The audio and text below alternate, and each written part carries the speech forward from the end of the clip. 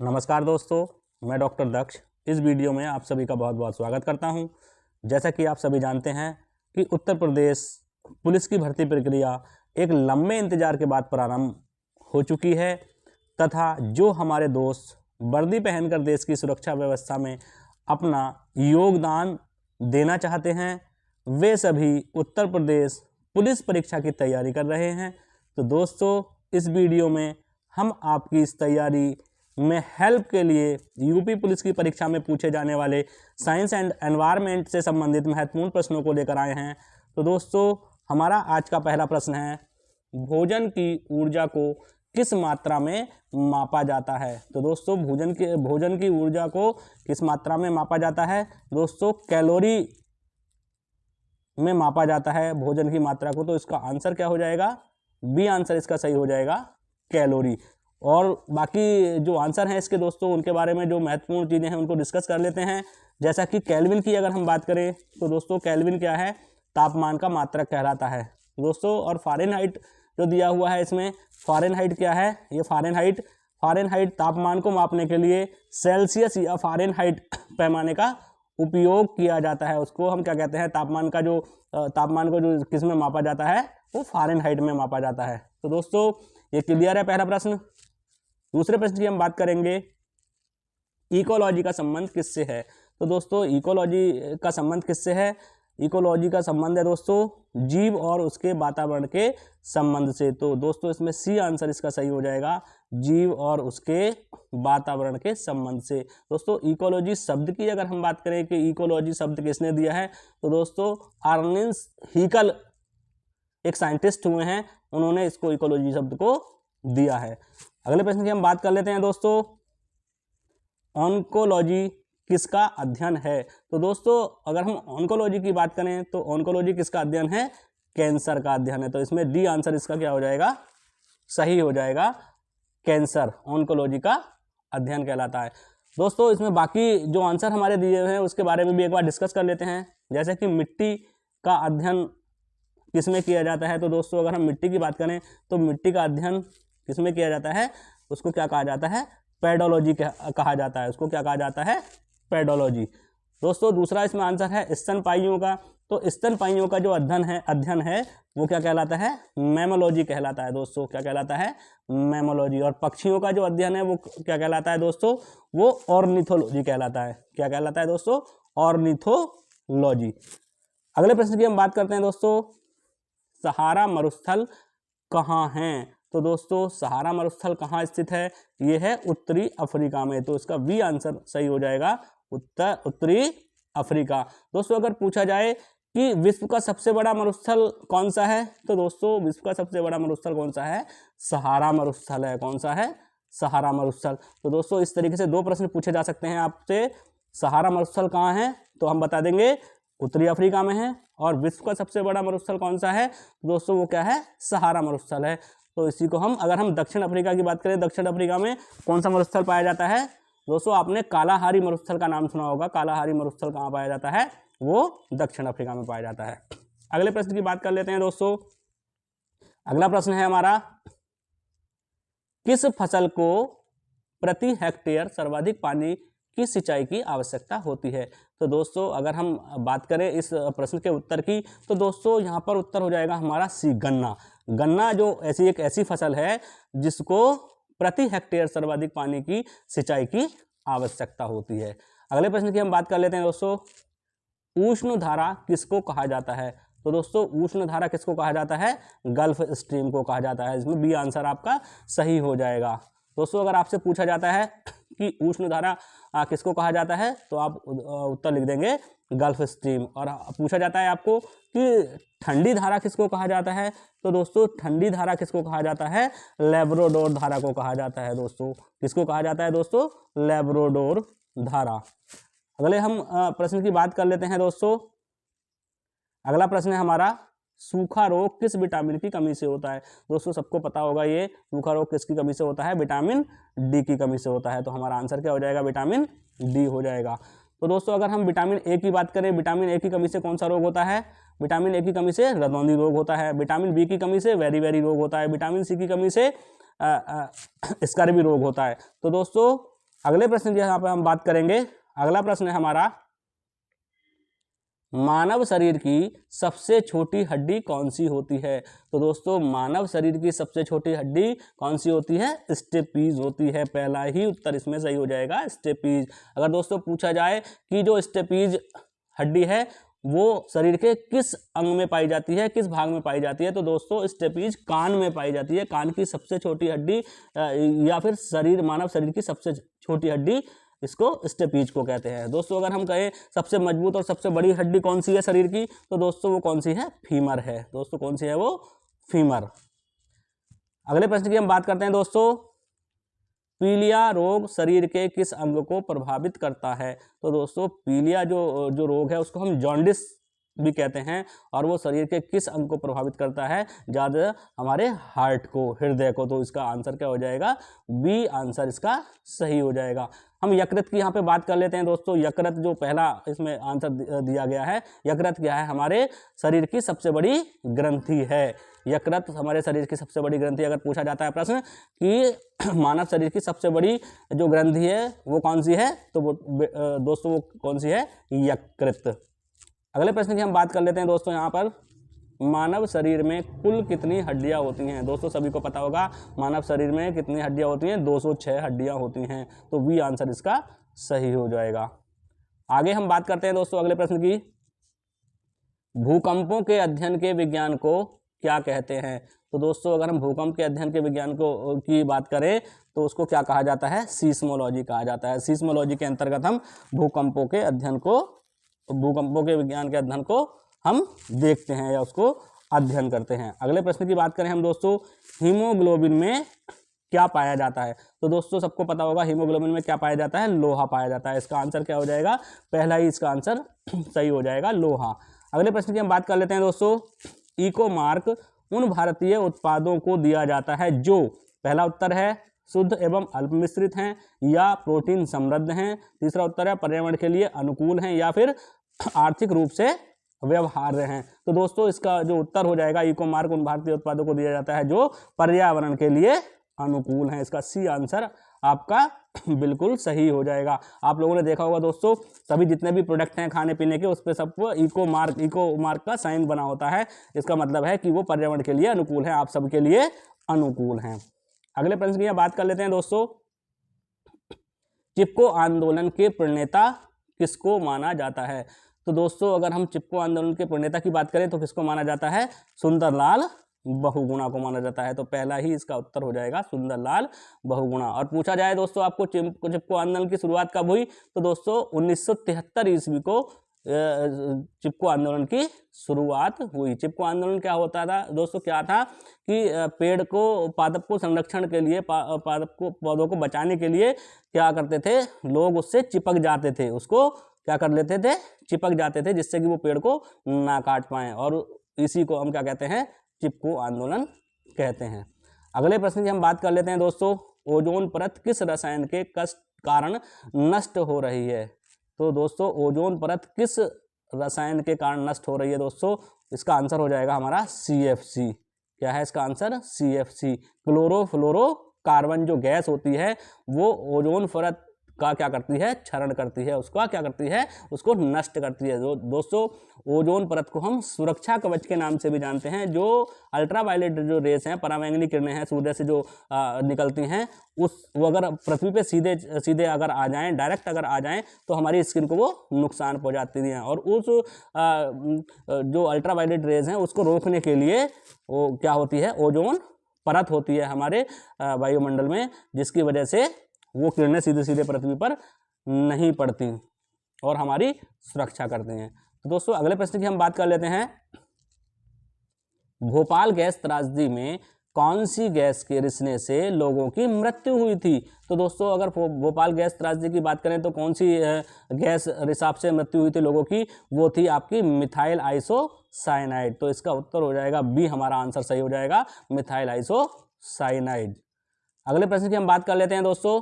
अगला प्रश्न है, निम्न में से कौन सा ईंधन न्यूनतम पर्यावरणीय प्रदूषण उत्पन्न करता है? तो दोस्तों जो न्यूनतम पर्यावरण प्रदूषण उत्पन्न करने वाला जो ईंधन है वो कौन सा है? हमारा हाइड्रोजन है। यहाँ डी आंसर हमारा क्या हो जाएगा, सही हो जाएगा। डी आंसर यहाँ पे कि क्या है, ये हाइड्रोजन। हाइड्रोजन क्या है हमारा, ऐसा ईंधन है जो न्यूनतम पर्यावरणीय प्रदूषण को उत्पन्न करता है। डीजल से दोस्तों बहुत ज़्यादा प्रदूषण होता है, कोयले से भी, केरोसिन जो मिट्टी का तेल होता है उससे भी बहुत ज़्यादा प्रदूषित हो जाता है हमारा वायुमंडल, वातावरण। अगले प्रश्न की हम बात कर लेते हैं दोस्तों, विटामिन बी की कमी से होने वाला रोग कौन सा है। दोस्तों विटामिन बी की कमी से होने वाला रोग कौन सा है, बेरीबेरी है, तो इसका पहला ही आंसर सही हो जाएगा। इससे पहले भी हम बात कर चुके हैं, सूखा रोग किसकी कमी से होता है, विटामिन डी की कमी से। रतौंधी रोग किसकी कमी से होता है दोस्तों, विटामिन ए की कमी से। और दोस्तों रक्त का थक्का जमना किसकी कमी से होता है, विटामिन के की कमी से। रतौंधी किससे होता है, ए की कमी से। सूखा रोग किससे होता है, डी की कमी से। और बेरीबेरी किससे होता है, बी की कमी से। अगले प्रश्न की बात कर लेते हैं दोस्तों, मास्टर ग्रंथि किसको कहा जाता है। दोस्तों मास्टर ग्लैंड जो कहलाती है वो क्या कहलाती है, पिट्यूटरी ग्लैंड। पिट्यूटरी ग्रंथि को हम क्या कहते हैं, मास्टर ग्रंथि कहते हैं। दोस्तों हम इसमें बात करें यकृत ग्रंथि की, तो दोस्तों यकृत ग्रंथि हमारे शरीर की क्या है, सबसे बड़ी ग्रंथि है। अगर हम इसकी बात करें तो सबसे बड़ी ग्रंथि कौन सी है, सबसे बड़ी ग्रंथि। क्लियर है दोस्तों। आगे हम अगले प्रश्न की बात करते हैं दोस्तों, पर्यावरण दिवस कब मनाया जाता है। दोस्तों सबको पता होगा पर्यावरण दिवस कब मनाया जाता है, 5 जून को मनाया जाता है।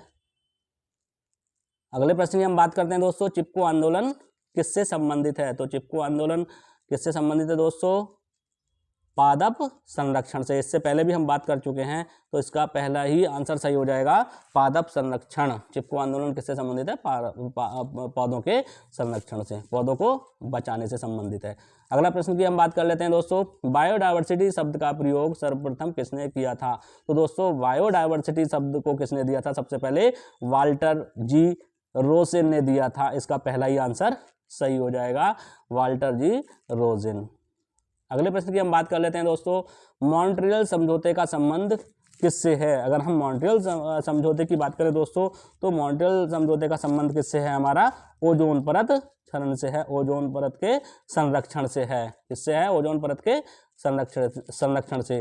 तो इसका सी आंसर हमारा सही हो जाएगा कि मॉन्ट्रियल समझौते का संबंध किससे है हमारा, ओजोन परत के संरक्षण से है। अगर हम दोस्तों मॉन्ट्रियल प्रोटोकॉल की बात करें तो कब दिया गया इसको, या 16 सितंबर 1987 को इसका क्या किया गया था, ये जो इस पे हस्ताक्षर किए गए थे प्रोटोकॉल पे, किस पे, मॉन्ट्रियल प्रोटोकॉल पे 16 सितंबर 1987 को।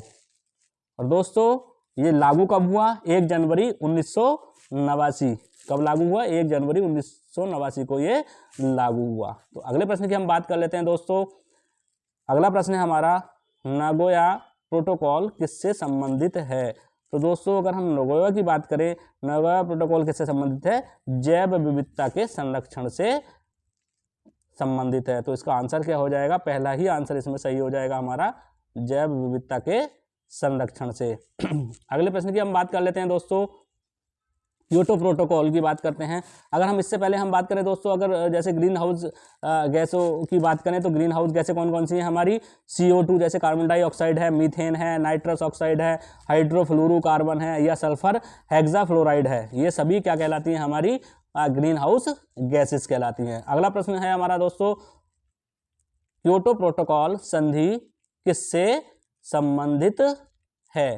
तो दोस्तों अगर हम क्योटो प्रोटोकॉल की बात करें तो दोस्तों यह जलवायु परिवर्तन से संबंधित है, या फिर हम कह सकते हैं कि ये क्या है, ग्रीन हाउस गैसों के उत्सर्जन को कम करने से संबंधित है। बी आंसर इसमें सही हो जाएगा, क्योटो प्रोटोकॉल संधि किससे संबंधित है, ग्रीन हाउस गैसों के उत्सर्जन को कम करने से संबंधित है, या फिर हम इसको क्या कहते हैं, जलवायु परिवर्तन से संबंधित भी कभी कभी पूछा जाता है। क्योटो जलवायु परिवर्तन से संबंधित जो प्रोटोकॉल है वो कौन सा है, वो क्या कहलाता है, क्योटो प्रोटोकॉल कहलाता है दोस्तों।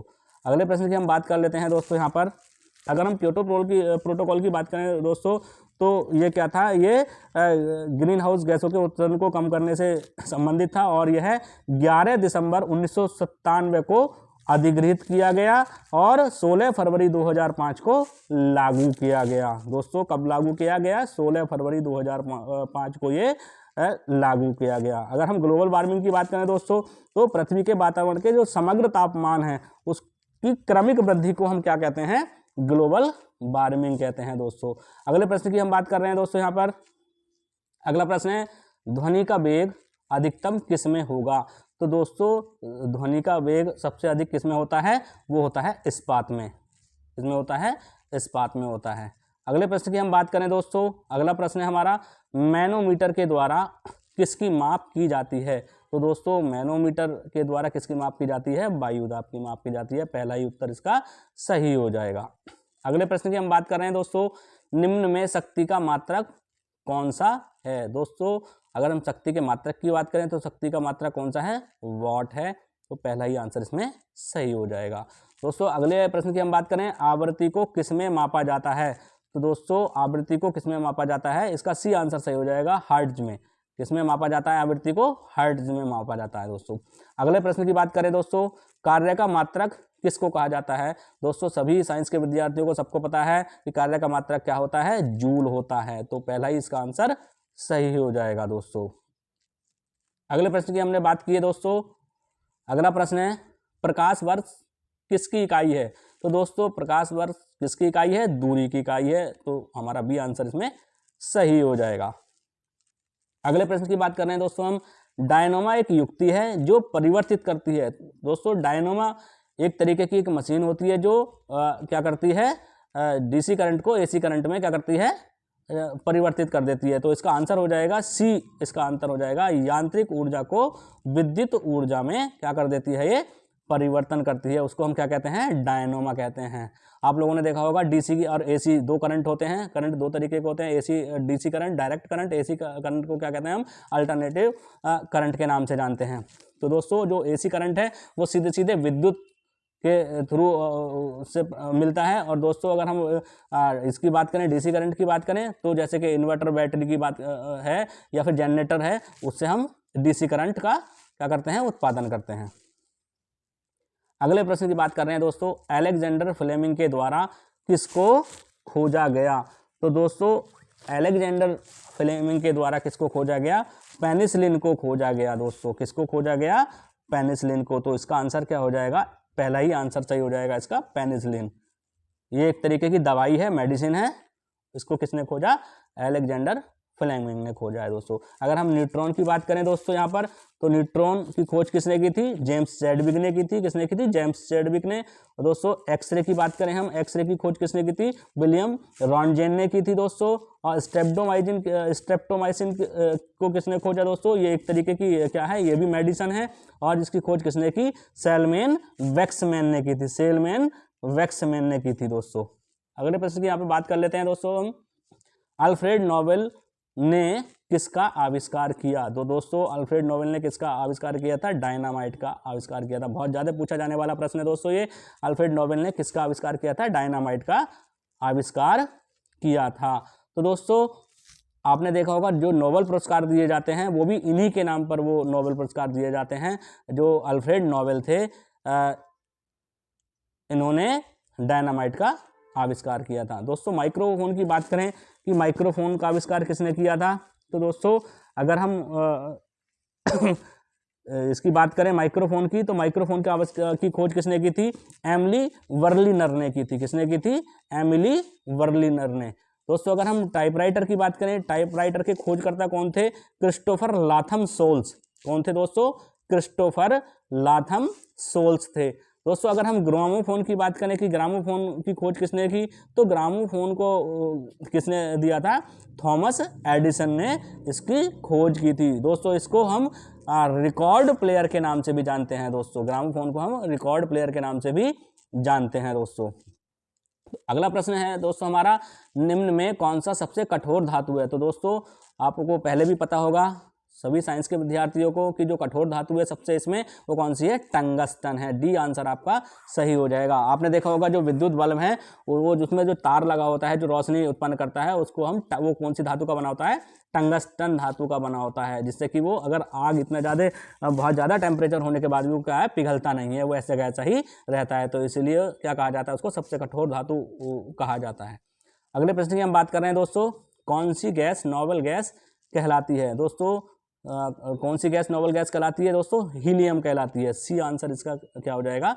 सही हो जाएगा कि हीलियम गैस नोबल गैस कहलाती है दोस्तों। अगले प्रश्न की हम बात कर लेते हैं दोस्तों। जल में आसानी से घुलनशील है, तो दोस्तों जल में आसानी से कौन सी गैस घुल जाती है? अमोनिया सबसे तेज घुल जाती है, तो यहाँ पे इसका आंसर हो जाएगा अमोनिया। जल में आसानी से घुलनशील कौन सी है गैस है? अमोनिया है। अगले प्रश्न की हम बात कर लेते हैं दोस्तों।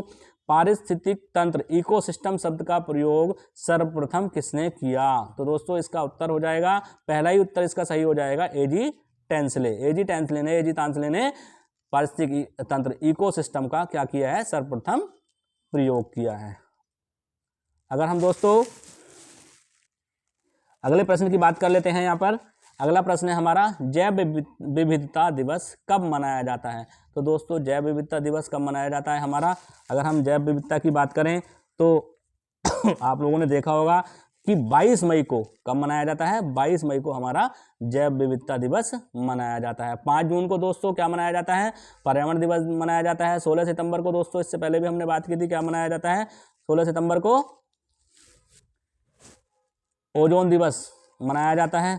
आगे हम बात करेंगे दोस्तों अगले प्रश्न की, पृथ्वी दिवस कब मनाया जाता है? तो दोस्तों अगर हम अर्थ डे की बात करें, पृथ्वी दिवस की बात करें दोस्तों, तो पृथ्वी दिवस कब मनाया जाता है? 22 अप्रैल को मनाया जाता है दोस्तों। कब मनाया जाता है? 22 अप्रैल को। अगले प्रश्न की हम बात करते हैं दोस्तों, जून 1972 में विश्व पर्यावरण सम्मेलन का आयोजन कहाँ हुआ? तो दोस्तों 1972 में विश्व पर्यावरण का सम्मेलन जो था वो कहाँ आयोजित किया गया था? स्टॉकहोम में किया गया था। कहाँ किया गया था? स्टॉकहोम। ये कब किया गया था? 5 जून 1972 ईस्वी को। इसीलिए तब से ही दोस्तों 5 जून को विश्व पर्यावरण दिवस मनाया जाता है।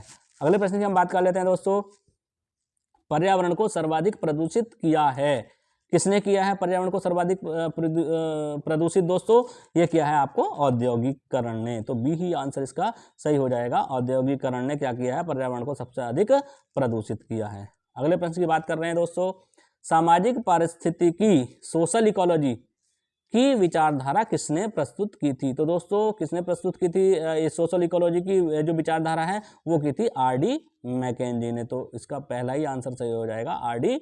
मैकेंजी। अगले प्रश्न की बात कर लेते हैं दोस्तों, निम्नलिखित में से कौन सा जीव प्राथमिक उपभोक्ता है? तो दोस्तों प्राथमिक उपभोक्ता की अगर बात करें हम तो इसमें आंसर आ जाएगा आपका डी आंसर सही हो जाएगा, हिरण। बाकी सब क्या है? ये द्वितीय प्रकार की, तृतीय प्रकार की या सर्वाहारी जीव हैं। बाकी सिर्फ एक हिरण ही है जो क्या है? प्राथमिक उपभोक्ता। प्राथमिक उपभोक्ता किसको कहते हैं दोस्तों? जो अपना भोजन किससे करते हैं? उत्पादकों से बनाते हैं, उनको हम क्या कहते हैं? जो प्रथम प्रकार की या प्राथमिक उपभोक्ता उसको कहते हैं। अगले प्रश्न की हम बात कर लेते हैं दोस्तों, पारिस्थितिकी संकट इकोलॉजिकल क्राइसिस का तात्पर्य किससे है? दोस्तों यहाँ पे उत्तर दिए हुए हैं, पारिस्थितिकी असंतुलन, पर्यावरण ह्रास, पर्यावरण असंतुलन या फिर इनमें से सभी। दोस्तों ये डी आंसर इसका सही हो जाएगा, इनमें से सभी। पारिस्थितिक संकट जो इकोलॉजिकल क्राइसिस हैं उसके लिए ये सब जिम्मेदार हैं। क्या? पारिस्थितिकी असंतुलन, पर्यावरण ह्रास और पर्यावरण असंतुलन, ये तीनों ही क्या हैं? पारिस्थितिक संकट का कारण है। अगले प्रश्न की बात कर लेते हैं दोस्तों, भारत में सर्वाधिक वन विनाश किस काल में हुआ? तो दोस्तों अगर भारत में सर्वाधिक वन विनाश की बात करें तो किस काल में हुआ था? वो ब्रिटिश काल में हुआ था। अंग्रेजों ने सबसे ज़्यादा लकड़ियों का दोहन किया था, वनों को काटकर क्या किया था? बहुत ज़्यादा वनों को काटा था। तो इसका आंसर क्या हो जाएगा? डी आंसर सही हो जाएगा, ब्रिटिश काल। भारत में सर्वाधिक वन विनाश किस काल में हुए थे? तो उत्तर हो जाएगा दोस्तों ब्रिटिश काल। अगले प्रश्न की बात कर लेते हैं दोस्तों, विश्व के प्रमुख मरुस्थलों में कौन सा भारत में पाया जाता है? दोस्तों इससे पहले हमने बात की थी मरुस्थल की, कि जो सहारा मरुस्थल है वो कहाँ पाया जाता है? तो दोस्तों सहारा मरुस्थल कहाँ पाया जाता है? हमने पहले भी बात कर चुके हैं, उत्तरी अफ्रीका में पाया जाता है। दोस्तों विश्व का सबसे बड़ा मरुस्थल कौन सा है?